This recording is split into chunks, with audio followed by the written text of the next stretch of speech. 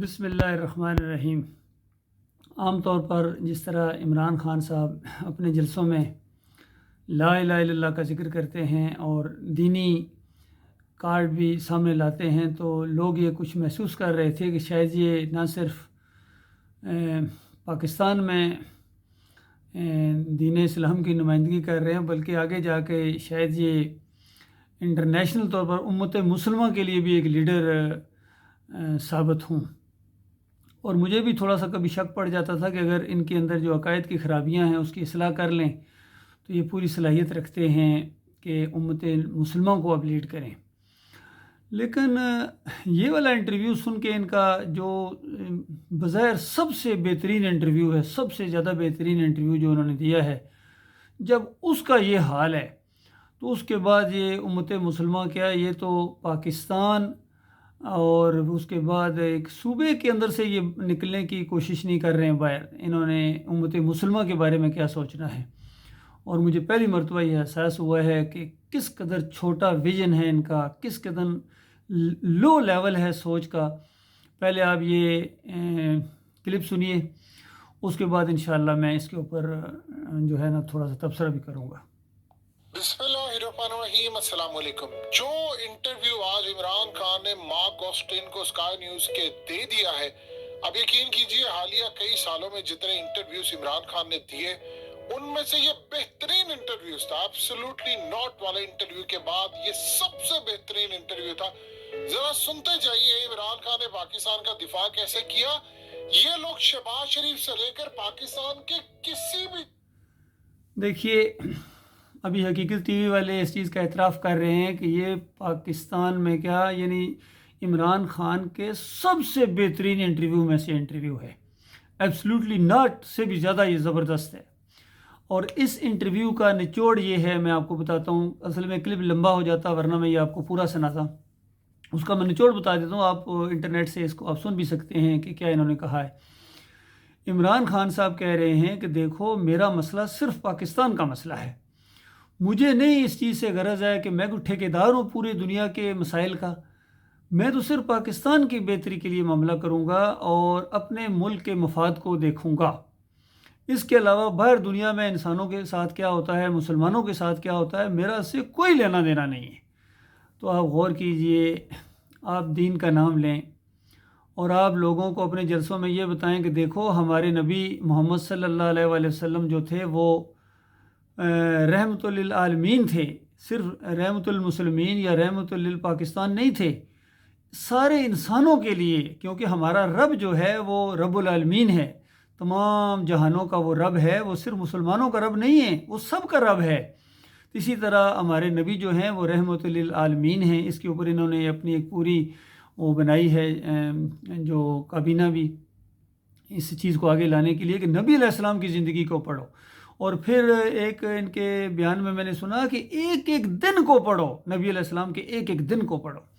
تو پھر آپ کو پتہ چلے گا کہ صحیح دین کیا ہے، صحیح راستہ کیا ہے، صراط مستقیم کیا ہے، اور لا الہ الا اللہ کیا ہے۔ اور عام طور پر یہ کہتے سنے گئے ہیں کہ بس لا الہ الا اللہ، اللہ کے علاوہ کوئی خدا نہیں، خدا تو بس ایک ہے، اللہ ایک ہے۔ تو اس پر آ کے ان کا سارا علم اور سارا جو جذبہ ہے، سارا دین ختم ہو جاتا ہے۔ اور کون کہتا ہے اللہ کے علاوہ کوئی اور خدا ہے؟ کبھی کسی نے کہا ہے؟ مشرکین مکہ کیا کہتے تھے؟ اوپر دو خدا ہے، وہ کبھی نہیں کہتے تھے۔ وہ کہتے تھے ہؤلاء شفعاؤنا عند اللہ، یہ ہمارے جو ہیں جن کے سامنے ہم جھکتے ہیں، رکوع کرتے ہیں، سجدہ کرتے ہیں، جن کے سامنے محبت کی وجہ سے، جس طرح عمران خان صاحب آپ نے بھی سجدہ کیا ہے گنج شکر کے مزار کے اوپر، اسی طرح وہ تو ابراہیم علیہ السلام کی چوکھٹ کے اوپر جا کے سجدہ کرتے تھے، اسماعیل علیہ السلام کی چوکھٹ کے اوپر جا کے سجدہ کرتے تھے، اور کہتے تھے کہ یہ ہمارے اللہ کے ہاں سفارشی ہیں، ہم محبت کی وجہ سے ان کے سامنے جھکتے ہیں، ہم بہت زیادہ متاثر ہیں، یہ بڑے اچھے لوگ گزرے ہیں۔ تو ان کو بتایا گیا تھا کہ یہ جو محبت ہے نا، یہ خالص اللہ کے لیے ہونی چاہیے۔ اس طرح تم سب اللہ کے سامنے سجدہ کرو اور اس کے سامنے رو، گڑ گڑاؤ، اس کو فریادیں کرو، اس کو پکارو، یہ ہے لا الہ الا اللہ۔ اور پھر اس چیز کو بیان کیا گیا کہ تم چھوٹی سی مکہ کی سرداری کے اوپر ریجھ مرے ہو، صرف تمہیں مکہ کا خیال ہے، تم اگر یہ بات میری مان لو تو پوری دنیا کے تم حاکم بنو گے،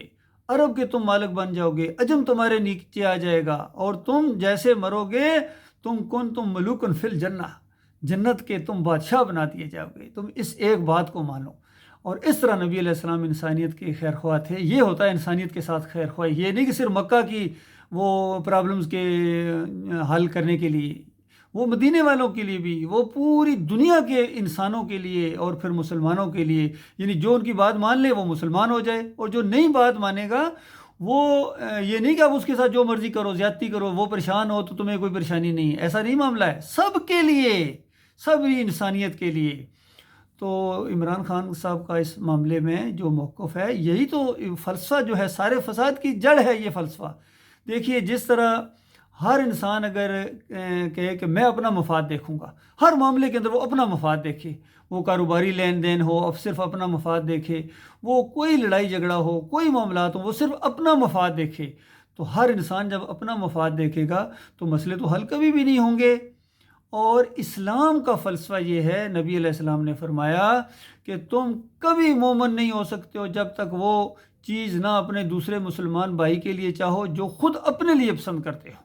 تو تم مومن ہو ہی نہیں سکتے ہو۔ تو اس طرح یہ دین اسلام ہے، یہ خیر خواہی کا دین ہے، یہ دین نصیحت ہے، نصیحت کا دین ہے، خیر خواہی کا دین ہے، سارے انسانوں کی خیر خواہی، اللہ کے ساتھ یعنی اللہ کے دین کے ساتھ خیر خواہی، مسلمانوں کے ساتھ خیر خواہی، مسلمانوں کے امیر کے ساتھ خیر خواہی، یہ ہے دین اسلام۔ یہ نہیں کہ خود غرضی والا یہ دین، یہ خود غرضی والا دین نہیں ہے کہ ہمیں صرف پاکستان کی فکر ہے، نہیں، ہمیں انڈیا کی بھی فکر ہے، ہمیں امریکہ والوں کی بھی فکر ہے، وہاں جو انسانوں کے ساتھ ظلم اور زیادتی ہو رہی ہے اس کی بھی فکر ہونی چاہیے۔ چائنا کے اندر جو مسلمانوں کے ساتھ اور دوسرے انسانوں کے ساتھ ظلم اور زیادتیاں ہو رہی ہیں، ہمیں اس کی بھی فکر ہے۔ انڈیا کے اندر صرف مسلمانوں کے ساتھ نہیں بلکہ وہاں کرسچنز کے ساتھ، سکھوں کے ساتھ جو ظلم اور زیادتیاں ہو رہی ہیں، ہمیں اس کا بھی کچھ کرنا ہے۔ پوری دنیا کا یہی معاملہ ہے۔ تو عمران خان صاحب اس چھوٹے خول سے باہر نکلیں، اس سے باہر نکلیں۔ آپ کا ویژن بہت چھوٹا ہے، آپ کا لیول سوچنے کا بہت چھوٹا ہے، اور اسی وجہ سے آپ ناکام ہو رہے ہیں۔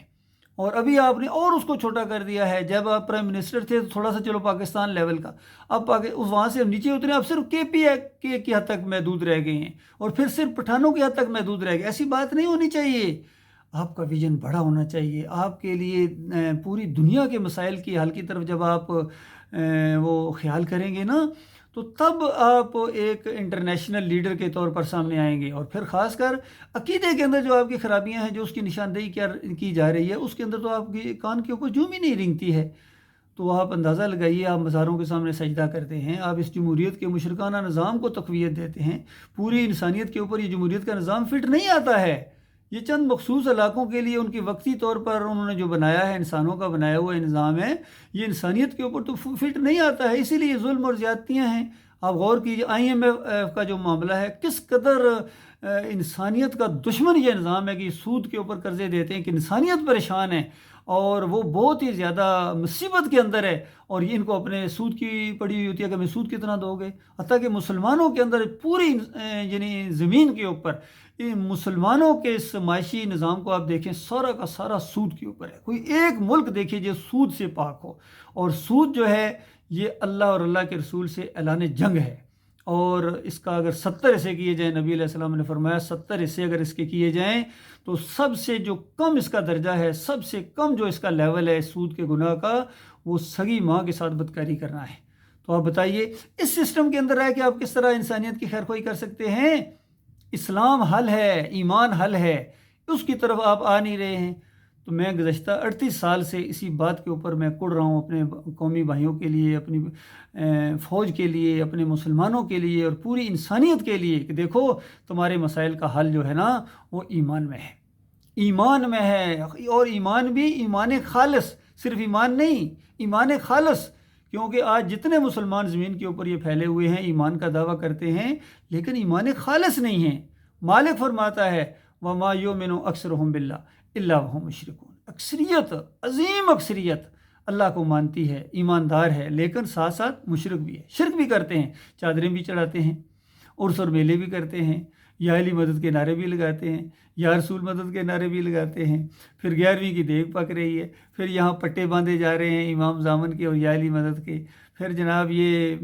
12 ربیع الاول کو کہتے ہیں اس دفعہ تو ہم سارے ریکارڈ توڑ دیں گے، ایسا کیک کاٹیں گے، عمران خان صاحب کہتے ہیں سارے ریکارڈ پچھلے توڑ دیں گے، ایسی میلاد منائیں گے۔ بتاؤ اسلامی تاریخ میں کبھی کسی ایک مسلمان نے یہ منائی تھی؟ نبی علیہ السلام نے اپنی پوری زندگی میں ایک مرتبہ بھی جو کام نہیں کیا ہے وہ آپ بڑی دھوم دھام سے کریں گے۔ صحابہ کرام نے اپنی پوری زندگی میں ایک مرتبہ بھی یہ کام نہیں کیا ہے، آپ اس کو بڑی دھوم دھام سے کریں گے۔ اور یہ 12 ربیع الاول کو جو آپ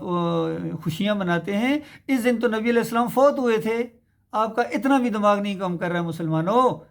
کہ جس دن نبی علیہ السلام فوت ہوئے ہیں امہات المومنین پریشان ہیں، نبی علیہ السلام کی بیٹیاں پریشان ہیں، نبی علیہ السلام کی امت پریشان ہے، صحابہ اکرام پریشان ہیں، اور صرف ہم منافق خوشیاں منا رہے تھے۔ اور آج سارے مسلمان یہ برائے نام، اصل میں یہ اصلی مسلمان نہیں ہیں، ان کے عقیدے کے اندر خرابی ہے، اس لیے یہ صرف اپنے چھوٹا لیول ہے ان کا، یہ انسانیت کے بھی خیر خواہ نہیں ہیں، یہ پاکستان کے بھی خیر خواہ نہیں، یاد رکھیے، کیونکہ پاکستان کے اندر جو لوٹ کسوٹ ہو رہی ہے یہ اس کے بھی حمایتی ہیں، انہی چوروں اور ڈاکوؤں کو بار بار اپنے اوپر مسلط کرتے ہیں، تو ان کا نہ دنیا ہے اور نہ ان کے پاس دین ہے، یقین کیجئے۔ تو یہ معاملہ ہے اللہ کے بندو۔ بہرحال اللہ تعالیٰ ایسوں کے ذریعے کبھی انقلاب نہیں لائے گا، ایسوں کے ذریعے کبھی خیر نہیں آئے گی جو اللہ کو شرک کے ساتھ اس طرح گالیاں دیں، ایسوں کے ذریعے کبھی تبدیلی نہیں آ سکتی ہے، کبھی نیا پاکستان نہیں بن سکتا ہے، وہی پرانا کا پرانا رہے گا۔ ہاں شرک کے طریقے تمہارے بدلی ہو جائیں گے، انداز غلامی بدلی ہو جائیں گے، ایک طبقے کی غلامی سے نکل کر آپ دوسرے طبقے کی غلامی کے اندر آ جائیں گے۔ 75 سال پہلے کہا تھا آزادی لے رہے ہیں، سب نے کہا تھا آزادی لے رہے ہیں، آزادی کتنی جانیں قربان ہوئی تھیں، کتنی عصمتیں لٹی تھیں، اور کتنے بچوں کا خون اس زمین کے اوپر پڑا، اور یہ گل رنگ بھی نہ بنی، اور یہ سمجھا کہ آزادی مل گئی ہے، اور 75 سال بعد پتہ چلا کہ آزاد تو ہیں ہی کوئی، پھر غلام ہیں، پھر نئے سرے سے شروع کرو جی، حقیقی آزادی جی۔ اب جی عمران خان صاحب حقیقی آزادی دلوائیں گے جی، اور پھر چند سال بعد پتہ چلے گا کہ حقیقی آزادی کیا، حقیقی غلامی کے اندر چلے گئے، اصلی غلامی کے اندر چلے گئے۔ یہ تمہارا جو ملک ہے یہ اصلی حقیقی غلامی کے اندر بھی جا سکتا ہے اللہ کے بندوں۔ کیوں؟ اللہ کی نگاہ ہے تمہارے اوپر، پوری طرح وہ تمہیں دیکھ رہا ہے، تمہاری نافرمانی اور سرکشی کو دیکھ رہا ہے، اس لیے بد سے بدترین حکمران تمہارے اوپر جو ہیں وہ مسلط کیے جاتے ہیں اللہ کی طرف سے، تاکہ تمہیں اذیتیں دیں، اور وہ کہہ کے لگاتے ہیں اپنی نجی محفلوں کے اندر۔ میں نے دیکھا ہے ان کو، میں نے بڑے بڑے سینئر لوگوں کی محفل دیکھی ہے، اور آفیسرز کی بھی میں نے دیکھی ہے، میں خود آرمی افسر ہوں، 7 پنجاب ریجمنٹ، میرا PA نمبر 23232، اور میں آپ کا بھائی ہوں، میرا دل آپ کے ساتھ دھڑکتا ہے۔ آپ کو جب لوٹا جاتا ہے، آپ کو جو مارا اور پیٹا جاتا ہے، اور آپ کو سب سے بڑی بات جب آپ کو فریب دیا جاتا ہے، اس وقت میرا دل کرتا ہے، یقین کیجئے، فریب جب آپ کو دے رہے ہوتے ہیں کہ اب تمہیں حقیقی آزادی ملے گی، اب یہ ہوگا، اور پھر ان جلسوں کے اندر گانا بجانا، ڈانس اور میوزک اور ساری چیزیں اس کے اندر ہوتی ہے۔ بتاؤ یہ اسلام لائیں گے؟ یہ مدینہ والی ریاست لائیں گے؟ یہ مدینہ والی ریاست کبھی نہیں لا سکتے، بلکہ اسی ریاست کے تو یہ دشمن ہیں۔ ہاں یہ برطانیہ والی ریاست بنا سکتے ہیں، یہ فرانس والی ریاست اس کو بنا سکتے ہیں، فلاحی ریاست، پوری دنیا سے زیادہ فلاحی ریاست اس کو بنا دو، اور ایمان عقیدے کی بات نہ کرو تو جو مرتا جائے گا آگ میں، جو مرتا جائے گا آگ میں۔ تو یہ انسانیت کی آپ نے خدمت کی ہے، اور وہاں جا کے وہ لعنتیں بھیجیں گے تمہارے اوپر، بے ایمان، تم نے ایمان عقیدے کی بات نہیں کی تھی، توحید کی بات نہیں کی تھی، تو خود مشرک تھا، اور ہمیں بھی اسی راستے کے اوپر چڑھایا۔ تو چادریں چڑھانے والے، عرس اور میلے کرنے والے، اور فرقے بنانے والے، کوئی بریلوی ہے، کوئی دیوبندی ہے، کوئی اہل حدیث ہے، کوئی سلفی ہے، کوئی صوفی ہے۔ کہتے ہیں 25 سال پہلے ایک صوفی مجھے ملا نہیں تھا، صوفی ٹکرا تھا آپ کو، اور اس نے صوفی ازم کے وہ انجیکشن آپ کے اندر دے دیے۔ یہ صوفی ازم کا اثر ہے کہ آپ مزار کے سامنے سجدے کرتے ہیں اور پھر شرک نہیں مانتے ہیں۔ سجدے کرنا بھی جب شرک نہیں ہے مزاروں کے سامنے، تو پھر کوئی چیز شرک نہیں ہے زمین کے اوپر۔ اللہ کے بندو یہی شرک ہے، ان کے اوپر سجدے کرنا، رکوع کرنا، وہاں چادریں چڑھانا، وہاں عرس اور میلے کرنا، وہاں مرادیں مانگنا، وہاں کے واسطے وسیلے دینا، اور وہاں نظر و نیاز کرنا، یہی شرک ہے نا۔ اور کس کو شرک کہتے ہیں؟ اور یہ شرک اگر آپ ان صوفیوں کی کتابوں میں پڑھو، یہ خود فرید الدین گنج شکر کی کتابیں آپ اٹھا کر دیکھیں، محی الدین چشتی کی ملفوظات دیکھیں، عبد القادر جیلانی کی کتابیں دیکھیں، کشف المحجوب دیکھیں علی حجویری صاحب کی، مجدد الفزانی کے ملفوظات دیکھیں۔ اللہ کے بندے کون سا شرک ہے جو ان کے اندر نہیں ہے؟ وحدت الوجودیہ یہ ہیں، وحدت الشہودیہ یہ ہیں، حلول یہ ہیں ان کے اندر، اور پکاریں، نظر و نیازیں، عرس میلے، سب کچھ تو یہی چھوڑ کے گئے ہیں۔ بتائیے ان میں سے کوئی ایک چیز بھی کبھی نبی علیہ السلام نے کی تھی، صحابہ اکرام نے کی تھی؟ اسی لیے کسی نے کہا ہے کہ الفاظ و معنی میں نہیں تخافل، لیکن ملا کی اذان اور ہے، مجاہد کی اذان اور، مجاہد کی اذان اور۔ آج جہاد کرتے ہوئے کہتے ہیں میں جہاد کر رہا ہوں، وہ جہاد نہیں کر رہے ہیں، یا آپ اقتدار کی جنگ لڑ رہے ہیں، اسلام آباد کی جنگ لڑ رہے ہیں، دو باطل آپس میں ٹکرا گئے ہیں، ایک طرف 12-13 باطل ہیں گٹھے ہو گئے ہیں، الکفر ملت واحدہ، اور دوسری طرف آپ ہیں یا چند لوگ آپ کے ساتھ مل گئے ہیں، سارے کے سارے بد عقیدہ لوگ ہیں۔ دائیں طرف آپ کے محمود قریشی صاحب بیٹھے ہوئے، پیر صاحب بیٹھے ہوئے ہیں، گدی نشین بیٹھے ہوئے ہیں، جو 5 لاکھ کا انہوں نے ایسے لیا تھا، مجھے ابھی تک یاد ہے، ایسے لے کے انہوں نے ایسے رکھ لیا تھا، زرداری نے جب اس کو دیا تھا۔ یہ ساری چیزیں آپ کے سامنے ہیں، یہ کس کو فریب دے رہے ہو؟ اللہ کے بندو، ترس کھاؤ اپنی جانوں کے اوپر۔ مجھے ترس آتا ہے آپ کے اوپر، یقین کی کتنا چھوٹا لیول ہے آپ کا، کتنا دماغ چھوٹا ہے آپ کا، اور آپ نے دین اسلام کو مذاق بنایا ہوا ہے۔ کوئی قرآن آیات پیش کرتے ہیں، ایاک نعبد و ایاک نستعین، بس، اور تسبیح ہاتھ میں پکڑی ہوئی ہے، اور بس اس کے بعد نعرے لگنا شروع ہو جاتے ہیں، پھر عطا اللہ نیازی کی قوالیاں اس کے اندر ہیں، اور پھر میوزک اس کے اندر ہے، اور پھر اس کے بعد اسی جلسے سے فارغ ہونے کے بعد جا کے گنج شکر کے مزار کے اوپر جا کے سجدہ ہے، اور پھر اگلے جلسے کے اندر دیکھنا میں اللہ کے علاوہ کسی کے سامنے نہیں جھکتا ہوں۔ یہ لا الہ الا اللہ کی بنیاد کے اوپر پاکستان بنا تھا۔ لا الہ الا اللہ کا کلمہ جو ہے یہ انسان کو دلیر بناتا ہے، بہادر بناتا ہے۔ ہم نہیں جھکیں گے کسی کے سامنے، ہم جناب دولت کے سامنے نہیں جھکیں گے، امریکیوں کے سامنے نہیں جھکیں گے، فلاں کے سامنے نہیں جھکیں گے، اور پھر جا کے مزار کے سامنے خود اس گبرو جوان کا سر جھک جاتا ہے۔ اور یہ کتوں کو پالنے والے، یہ نبی علیہ السلام کی سنت سے نفرت کرنے والے، بتائیے، کہتے ہیں ہم نبی علیہ السلام کے ہم ماننے والے ہیں، عاشق، ایک جلسے میں کہتے ہیں میں عاشق رسول ہوں، عاشق رسول۔ ایسے عاشق تو داستانوں میں بھی نہ ملیں گے کہ نبی علیہ السلام کی کوئی ادا بھی اپناتے ہوئے یہ فخر محسوس نہ کریں، بلکہ پوری زندگی ان کی گزری گئی یہ کلین شیو کرتے کرتے، یہ عاشق رسول ہیں جی۔ کیوں کلین شیو کیوں کرتے ہیں؟ اس کی وجہ یہ ہے کہ انگریز ناراض ہوتے ہیں اگر داڑھی رکھ لیں گے تھے، اور جو داڑھی رکھ کے آئے ہیں وہ بادل ناخواستہ رکھ کے آئے ہیں فضل الرحمان جیسے، کیونکہ ان کے اندر ان کا پیٹ بھی دین کے ساتھ لٹکا ہوا ہے۔ ان کے سانسیں دیکھو، ان کا طرز عمل دیکھو، ان کا لائف سٹائل دیکھو، کیسے انٹرویو سامنے آتے ہیں، پھر بھی قوم کی آنکھیں نہیں کھلتی ہیں، پھر بھی قوم انہی کے پیچھے جو نعرہ لگائے کہ اسلام آ رہا ہے، یہ جناب ہم اسلامی ریاست بنا دیں گے، مدینہ والی ریاست بنا دیں گے، نظام مصطفیٰ ہم قائم کر دیں گے، یہ ہر دفعہ اسی جال کو پھینکا جاتا ہے، اور یہ پھر عوام پھنستی ان جال کے اندر، یہ پھنستے ہیں بٹیروں کی طرح۔ یہ اصل میں جیسی عوام ہوتی ہے ایسے پھر لیڈر بھی ہوتے ہیں۔ جب تک عوام ایمان خالص کی طرف نہیں آئے گی، توحید کی طرف نہیں آئے گی، رد شرک کی طرف نہیں آئے گی، اور اس بریلویت دیوبندیت اہل حدیثیت سے نہیں نکلے گی، اللہ تعالیٰ ان کے اوپر کبھی رحم نہیں کرے گا۔ اور یاد رکھیے، قرآن کی وہ انداز، قرآن کی وہ آیت 2 دفعہ بہت زور کے ساتھ اللہ تعالیٰ نے اس کو بیان کیا ہے، اور یہ لوگ بھی بیان کرتے ہیں لیکن اس کے معنی مفہوم کو نہیں سمجھتے ہیں۔ مالک فرماتا ہے کہ اللہ نے کبھی اس قوم کی حالت نہیں بدلی ہے جو اپنی حالت خود نہیں بدلتے ہیں، اور جو کفر و شرک کرتے ہیں اللہ ان کے اوپر گندگی ڈال دیتا ہے۔ تو اپنی حالت جب تک تم نہیں بدلو گے، جب تک تم اللہ کی طرف رجوع نہیں کرو گے، اللہ کی طرف ایک معمولی سا رخ کرو، اللہ پیار اور محبت سے تمہیں اپنی طرف کھینچ لے گا میرے پیارے بھائیو۔ ایک طرف ذرا سا رخ تو اس کی طرف کرو، ان مزاروں سے، ان پیروں سے، ان مولویوں سے، ان جمہوریت سے ذرا ایسا تھوڑا سا رخ ہٹا کے تھوڑا سا تم اللہ کی طرف کرو، دیکھیں کس طرح اللہ تمہیں اپنی طرف کھینچ لے گا۔ اور یاد رکھنا، جس طرح وہ قدردان ہے، قدر کرنے والا ہے، اسی طرح وہ بے نیاز بھی ہے، اور بے نیاز ہے اسی وجہ سے جب تم اس کی طرف رخ نہیں کر رہے ہو، اس کو تمہاری کوئی پرواہ نہیں ہے، یقین کیجئے، وہ تمہیں کچرا سمجھ کے جہنم کی آگ کے اندر پھینک دے گا، کیونکہ وہ بے نیاز ذات ہے۔ وہ تمہیں پیچھے سے اور کک مارے گا، جاؤ بے ایمانو، جہاں جا کے ماتھے رگڑو، مزاروں کے اوپر، بتوں کے آگے جھکو، یا مزاروں کے آگے جھکو، یا پتھر کے سامنے جھکو، یا کسی درخت کے سامنے جھکو، یا پیر کے سامنے جھکو، یا مولوی کے سامنے جھکو، یا بادشاہ کے سامنے جھکو، یا اپنے رسم و رواج اور معاشرے کی ریکوائرمنٹ کے سامنے جھکو، پتھر کے پجاری ہو، تم اللہ کے بندے نہیں ہو سکتے ہو۔ اس لیے اللہ بے نیاز ہے تم سے، اس کے ہاتھ میں مسئلے کا حل ہے، اور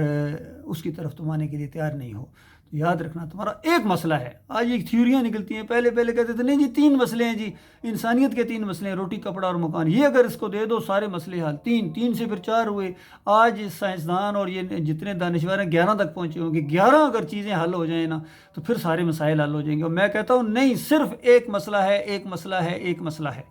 الہکم الہ واحد کا مسئلہ ہے۔ تم اللہ کے بندے بننے کے لیے تیار نہیں ہو، تم اللہ کے بندے بنو اور اللہ سے ڈر کر زندگی بسر کرو۔ مالک فرماتا ہے وَلَوْ أَنَّ أَهْلَ الْقُرَىٰ آمَنُوا وَاتَّقَوْا لَفَتَحْنَا عَلَيْهِمْ بَرَكَاتٍ مِنَ السَّمَاءِ وَالْأَرْضِ۔ اگر یہ بستیوں والے، اگر یہ پاکستانی، ہندوستانی، جاپانی، امریکن اور یہ رشین اور یہ چائنیز، یہ اللہ سے ڈر کر زندگی بسر کرتے، اللہ پر ایمان لاتے اور اللہ سے ڈر کر زندگی بسر کرتے، میں زمین اور آسمان کی برکتوں کے پرنالے کھول دیتا ان کے اوپر۔ بتاؤ، جب اللہ کی برکتوں کے پرنالے اوپر سے آتے تو تمہارے قرضے کدھر جاتے؟ اللہ تعالیٰ، اور یہ ہونا تو ہے یہ معاملہ میں میرے پیارے بھائیوں، یہ ہونا ہے، لیکن اللہ کے مومن بندوں کے ذریعے یہ معاملہ ہوگا، یہ ان جمہوریت کے ذریعے نہیں ہوگا، نوٹوں کے ذریعے نہیں ہوگا، لوٹوں کے ذریعے نہیں ہوگا، یہ ہوگا توحید کی دعوت سے ہوگا انشاءاللہ۔ یہ پاکستان بنا ہے، اللہ کا منصوبہ ہے، بالکل پاکستان یہ بالکل پاک سرزمین ہوگا، اس کے اندر جب آخری مزار گرایا جائے گا اس دن یہ پاکستان ہوگا، آخری واسطے وسیلے والا جب یہاں سے توبہ کرے گا، اور آخری تعویذ گنڈا لکھنے والا جب توبہ کرے گا اور جمہوریت کا کک مار کے اٹھ کر دیا جائے گا، اور ہم اس کو پاؤں کے نیچے مسل دیں گے، یقین کیجئے۔ یہ سارے آئین، اس کو سارے فلاں آئین ہے تو فلاں آئین ہے، ہر آئین کی ان کو پرواہ ہے، نہیں پرواہ ہے تو اللہ کا جو آئین ان کو اللہ نے دیا ہے قرآن کی شکل میں، اور اس کی تفسیر ہے، تشریح ہے صحیح حدیث کے اندر، یہ آئین ان کو منظور نہیں ہے۔ تو یہ آئین جب آئے گا نا تو یہ سارے سودی نظام کو، اور یہ ساری فحاشی کو، اور یہ ساری جمہوریت کو، پیری مریدی کو، عرس اور میلوں کو، اور چادروں اور چڑھاووں کو، اور درگاہوں اور مندروں کو مسل کے رکھ دیا جائے گا، اور پھر پتہ چلے گا کیا مطلب ہے لا الہ الا اللہ، اللہ کے علاوہ کوئی معبود نہیں ہے، اور محمد رسول اللہ، محمد صلی اللہ علیہ وآلہ وسلم اللہ کے آخری رسول ہیں، صرف ان کی پیروی کی جائے گی، ان کی بات مانی جائے گی۔ پوری دنیا اگر کوئی بات گلے پھاڑ کر بھی کہے کہ یہ بات حق ہے، اس کو رد کر دیا جائے گا، نہیں یہ بکواس ہے، صحیح بات ہے تو محمد رسول اللہ کی بات ہے، بس اس سے آگے کوئی نہیں بڑھ سکتا، کسی کی جرت نہیں ہے اس سے آگے بڑھنے کی۔ یہ انداز جب آئے گا ہمارے بڑوں کے اندر، ہمارے صاحب اقتدار لوگوں کے اندر، اس طرح ایمان کا جوش اور اللہ کی نافرمانی کے اندر ان کا جوش آ جائے۔ آج اللہ کی نافرمانی اور ان کے ماتھے پر جوں نہیں رینگتی ہے، بس ان کو اپنی نوکری پیاری ہے، اپنا منصب پیارا ہے، اپنا علاقہ پیارا ہے، اور اپنا لیڈر پیارا ہے، بس ان کو کوئی پیار نہیں ہے اللہ کے ساتھ، کوئی اللہ کے دین کے ساتھ پیار نہیں ہے۔ اور اگر پیار کی باتیں کرتے ہیں تو فریب کاری کے ساتھ کرتے ہیں، جس سے پہلے یہود و نصارہ بھی کرتے تھے۔ ان کو کہا گیا کہ ان کو بتاؤ قل ان کنتم تحبون اللہ فاتبعونی، کہ اگر تم اللہ سے محبت کے دعوے دار ہو نا، کہ ہمیں اللہ سے بڑی محبت ہے، اللہ سے بڑی محبت ہے، تو اس کا شرط یہ ہے فاتبعونی، میری پیروی کرو، میری پیروی کرو، یحببکم اللہ، پھر اللہ تم سے محبت کرے گا۔ اور پیروی کرنے کی بجائے تم پیروی کرو یہود و نصارہ کی، تم پیروی کرو برطانیہ اور مثالیں دو سوئٹزرلینڈ کی، اور مثالیں دو کبھی کس ملک کی اور کبھی کس ملک کی، کہ ہاں میں برطانیہ میں 25 سال رہا ہوں، مجھے معلوم ہے، 25 سال رہے ہیں نا، آپ کا 25 سالہ تجربہ ہے، میرا 38 سالہ تجربہ ہے، میں نے دین کو اسٹڈی کیا ہے، کہ تمہارے ہر مسئلے کا حل ایمان خالص کے اندر ہے، اور اگر تم اس مسئلے کو نہیں مانو گے تمہیں ہمیشہ کی آگ میں رہنا پڑے گا، دنیا کی ذلت تمہارے اوپر بڑھتی چلی جائے گی، اور آخرت میں جہنم کی آگ تمہارا مقدر ہے، جہنم منہ کھولے تمہارا انتظار کر رہی ہے، الا یہ کہ تم توبہ کر لو، توبہ کر لو، پھر تو کیا ہے، مالک تمہیں ایسا اٹھائے گا، ایسی تمہیں عزت دے گا مالک ایمان خالص کی بنیاد کے اوپر، کہ دنیا میں سر اٹھا کے جیو گے، سارے قرضے تمہاری چٹکیوں میں ختم، پاکستان قرضے دے گا دوسرے ملکوں کو، اور سود پر نہیں دے گا، اپنے کسی فائدے کے لیے نہیں دے گا، دوسروں کے اوپر ترس کھاتے ہوئے ہمدردی کے جذبے کے تحت دے گا، آسان یعنی سہولتوں کے ساتھ دے گا، کہ جب چاہو آہستہ آہستہ واپس کر دینا، قسطوں کے اوپر واپس کر دینا، اور بالفرض زیادہ تنگی ہے معاف، یہ انداز ہوگا پاکستان کا انشاءاللہ، اور کوئی سود کا نظام نہیں ہوگا انشاءاللہ، سب کو مسل دیا جائے گا۔ ایک نمونے کے طور پر سب سے پہلے ہم پوری دنیا کے سامنے آئیں گے، اور اس کے بعد پھر پوری دنیا کے اوپر یہ سارا سسٹم ہوگا، پوری دنیا کو پاکستان بنا دیا جائے گا انشاءاللہ، اور ساری قومیں جوک در جوک آئیں گے، کہیں گے یہ ہے دین اسلام، اب پتہ چلا اسلام کیا ہے۔ اسلام کے اندر یہ نہ پیر پرستی ہے، نہ تعویذ گنڈا ہے، نہ مظہر پرستی ہے، اور نہ ہی جمہوریت ہے اسلام کے اندر، نہیں، اسلام کے اندر بڑا ہی خیر خواہی کا نظام ہے، بڑا ہی زبردست، یہ اللہ کا نظام ہے، بندوں کے لیے یہی نظام ہے، اللہ نے تو یہ بنایا ہے، مانو گے اپنا بھلا کرو گے، نہیں مانو گے تو اس نے ایسوں کے لیے جہنم کو تیار کر کے رکھا ہوا۔ اب دو ہی معاملہ ہے، دو ہی آپشن ہے، یا تو اللہ کی بات مان کے سیدھے ہو جاؤ، یا جہنم کے لیے تیار ہو جاؤ، یہ دونوں ہی باتیں ہیں میرے، اس کے علاوہ کوئی بات نہیں ہے۔ اللہ تعالیٰ غور و فکر کرنے کی توفیق عطا فرمائے۔